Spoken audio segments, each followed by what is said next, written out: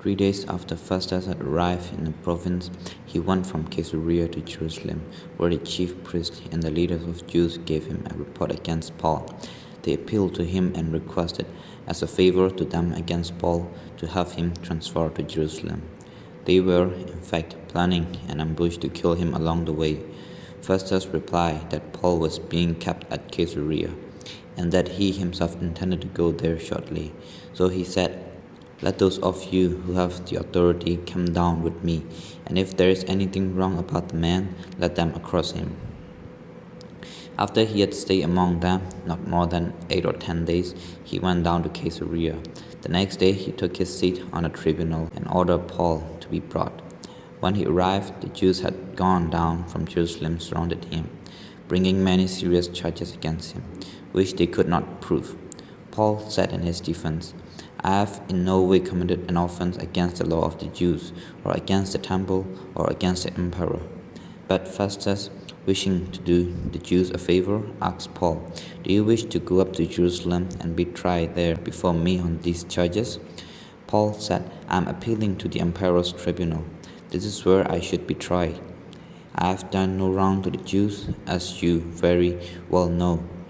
Now if I am in wrong and I have committed something for which I deserve to die, I am not trying to escape death. But if there is nothing to your charges against me, no one can turn me over to them. I am appealed to the emperor." Then Festus, after he had conferred with his council, replied, "You have appealed to the emperor you will go." After several days had passed, King Agrippa and Bernice arrived at Caesarea to welcome Festus. Since they were staying there several days, Festus laid Paul's case before the king, saying, "There is a man here who was left in prison by Felix. When I was in Jerusalem, the chief priests and the elders of the Jews informed me about him and asked for a sentence against him. I told them that it was not the custom of the Romans to hand over anyone before the accused had met the accusers face to face and had been given an opportunity to make a defense against the church. So when they met here, I lost no time, but on the next day took my seat on the tribunal and ordered the man to be brought. When the accusers stood up, they did not charge him with any of the crimes that I was expecting. Instead, they had certain points of disagreement with him about their own religion and about certain Jesus, who had died, but whom Paul asserted to be alive. Since I was at a loss how to investigate these questions, I asked whether he wished to go to Jerusalem and be tried there for these charges. But when Paul had appealed to be kept in custody for the decision of his imperial majesty, I ordered him to be held until I could send him to the emperor. Agrippa said to Festus, "I would like to hear the man myself." "Tomorrow," he said, "you will hear him."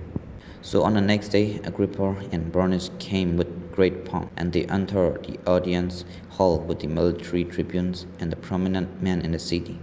And Festus said, "King Agrippa, and all here present with us, you see this man about whom the whole Jew community petitioned me, both in Jerusalem and here, shouting that he ought not to live any longer.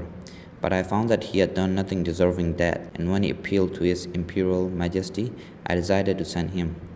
But I have nothing definite to write to our sovereign about him. Therefore I have brought him before all of you, and especially before you, King Agrippa, so that after we have examined him, I may have something to write. For it seems to me unreasonable to send a prisoner without indicating the charges against him."